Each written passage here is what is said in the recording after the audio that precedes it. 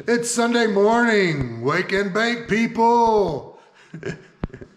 Who wants a big old kiss? Oh, don't be silly, stupid. This is what I'm talking about.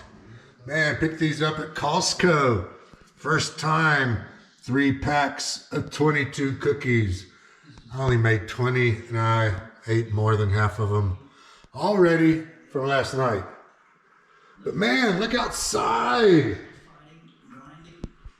It's pretty ugly, cloudy, overcasty.